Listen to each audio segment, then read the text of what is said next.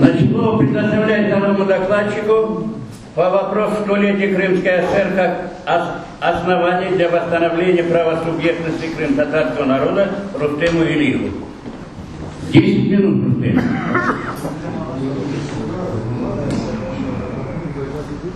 Салям алейкум, друзья.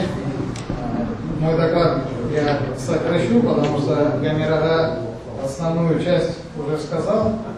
Я хочу обратить внимание на что. Мы сегодня собрались, наша встреча проходит... Не слышно! Микрофон. Наша встреча сегодня организована в честь столетнего юбилея со дня образования Крымской ССР. Соответственно, и доклады на эту тему были подготовлены, и в целом ситуацию Гамирага описал. Я бы хотел несколько слов об образовании самой Крымской ССР. Для кого читать? Для себя? Нам не слышно, подойди поближе.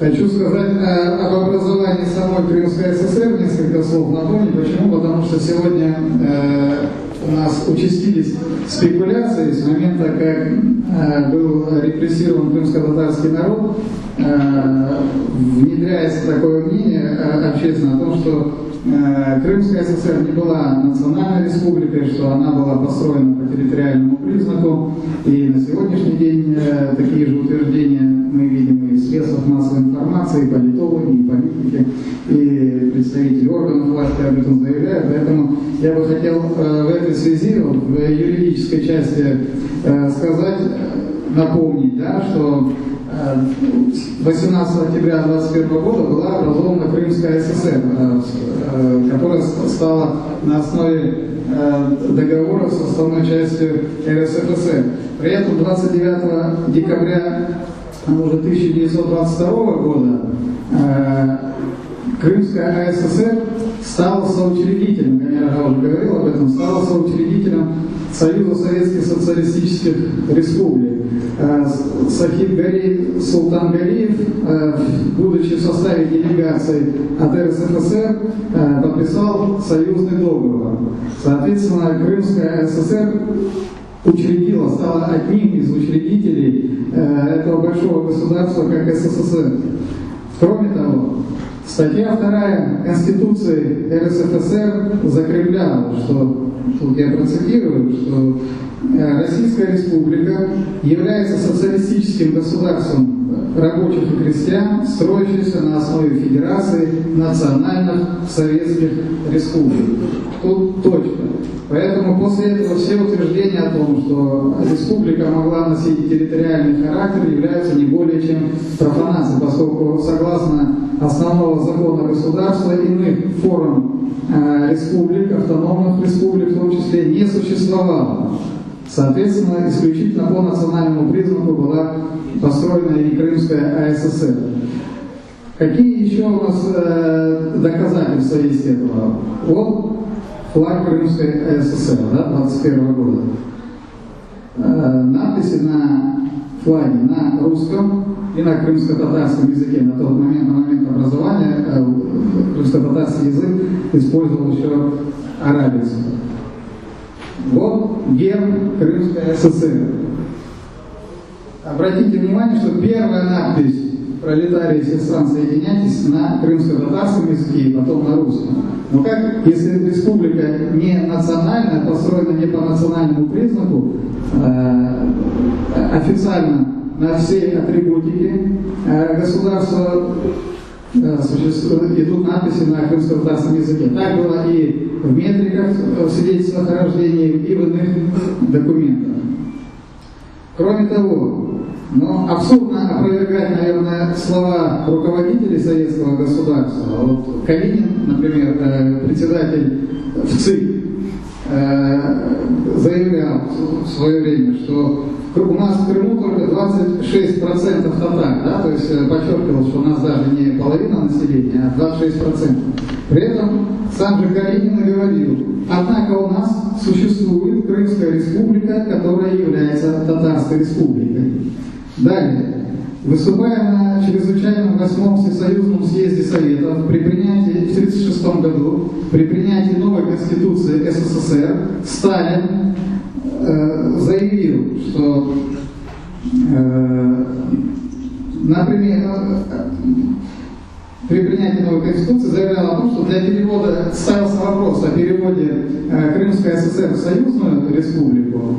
Сталин при этом заявил, что для перевода республики из автономной в разряд союзный необходимо, чтобы нация, которая дала название республики, представляла компактное большинство. И далее цитата. Например, взять Крымскую республику. Она окраинная, что первому признаку удовлетворяет. Но крымские татары не составляют большинства, наоборот, они представляют меньшинство. Стало быть, было бы неразумно ставить вопрос о праве выхода Крымской республики из состава СССР, потому что большинства-то у нее все-таки нет в этой республике. Стало быть, было бы неправильно ставить вопрос о переводе таких республик, как Крымская республика из автономных в союзные республики. Почему он об этом говорил? Что крымские татары не составляют большинства, и каждая республика, в соответствии с Конституцией СССР, имела право на выход из состава СССР. И он говорил, что будет неправильно. Да, один признак удовлетворяет, это то, что она окраинная и граничит с соседними государствами, потому что внутренние республики, которые находились внутри СССР, выйти не могли, поскольку отсутствовали внешние границы. Крым этому требованию удовлетворял, однако из-за небольшого количественного соотношения крымских татар статуса союзной республики Крымская АСР в 1936 году не получила. Таким образом, авторы мантры о территориальном статусе Крымской ССР поставили под сомнение квалификацию руководителей советского государства, заявлявших о национально-территориальном характере Крымской республики, называя ее Крымско-Татарской республикой. И как уже Камерова упомянул, если бы каждая единица союза была лишь территориальной автономией, без привязки к ней коренного народа, то сам смысл этой республики терялся. Относительно численности крымско-татарского народа следует отметить, что это, кстати, одно из утверждений, когда говорят о том, что крымские татары не составляли большинство, поэтому она не могла быть национальной.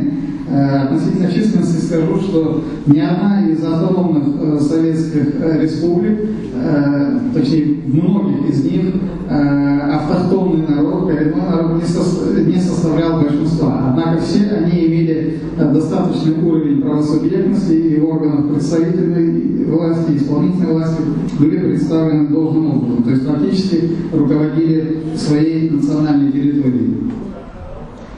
Ну и кроме того, как одно из доказательств того, что Крым все-таки являлся республикой национального характера, говорит о том, что в 1989 году Верховный Совет СССР образовал комиссию Совета национальностей по проблемам крымско-татарского народа. И было принято специальное постановление 28 ноября 1989 года за номером 845.1, оно было зарегистрировано, в котором говорилось, что для восстановления прав крымско-татарского народа невозможно без восстановления его автономии в виде Крымской АССР. А если Крым не национальная автономия была, для чего было, возвращая крымских татар, тогда переводить ее снова из разряда области в республику. Вот это как раз решение Верховного Совета СССР и подчеркивало, что Крым являлся государством крымских татар, потому что раз мы крымских татар возвращаем, говорила власть, соответственно, нужно восстановить их государственность в форме Крымской АССР.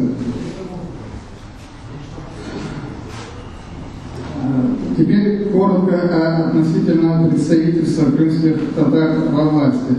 По данным анализа по состоянию на начало июля текущего года были проанализированы все исполнительные органы государственной власти Республики Крым, я имею в виду руководящие должности, и по ним абсолютные нули в части высшего руководства, то есть у нас ни глава республики, ни председатель Совета Министров, ни председатель Государственного Совета не представлен крымскими татарами.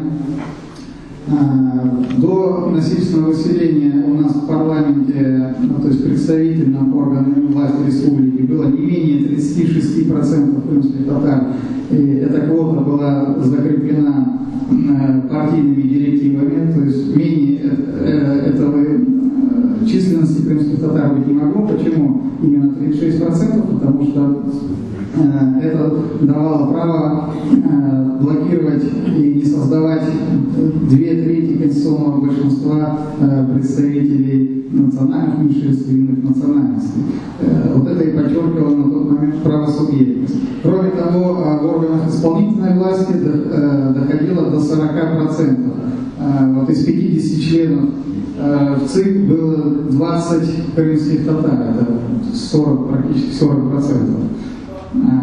Также по муниципалитетам сегодня у нас ни одного главы администрации на сегодняшний день из 27 администраций. По министерствам у нас ни одного министра, один председатель Государственного комитета, это Госкомнадз, ведомствах 0, во всех остальных органах власти 0. Это я говорю исключительно о руководящих должностях.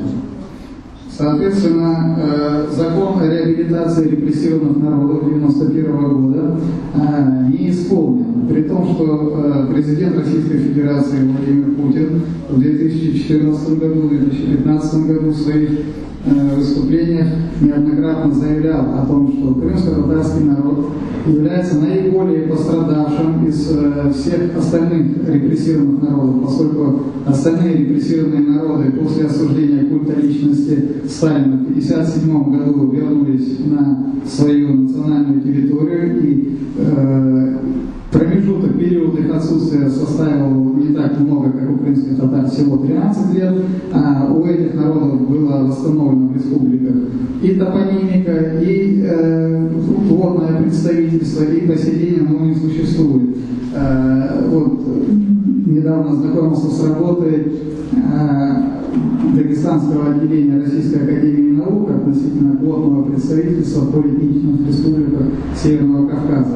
Там, несмотря на то, что на законодательном уровне отсутствует плотное представительство в целом по Российской Федерации, поскольку сама Конституция Российской Федерации это не позволяет, но, однако, на договорной основе плотный механизм присутствует. И вот исследования показали, что во всех этих республиках автохтонные народы, коренное население имеют соответствующую квоту. И я не понимаю, почему Крым должен отличаться, при том, что закон, сам же президент заявлял о том, что на момент принятия закона 1991 года о реабилитации репрессированных народов, крымско-татарский народ находился в Украине, соответственно, воспользоваться нормами этого закона не мог. Но на сегодняшний день мы уже 7,5 лет находимся под юрисдикцией России. Этот закон у нас распространяется. В 2014 году мы делали соответствующие запросы. Совет Федерации, профильный комитет нам направил ответ, что да, закон о реабилитации репрессированных народов распространяется на территорию Крыма и крымско-татарский народ. Но, однако, из 13 статей данного закона ни одна не выполнена. Статья 11 – это право на возвращение топонимики. Топонимика не восстановлена, представительство во власти не восстановлено. В 7 статье закона говорится о том, что репрессированные народы имеют право на восстановление своих национальных государственных образований и законов, упраздненных у них в годы советской власти. Соответственно, эти образования также должны быть восстановлены. Поэтому лучший способ, раз у нас сегодня повод столетия с момента образования Крымской ССР, вот лучший повод отметить это столетие, это восстановить в полном объеме права и состояние репрессированного крымско-татарского народа, и только после этого уже действительно можно будет сказать, что все равны. Чего садомся?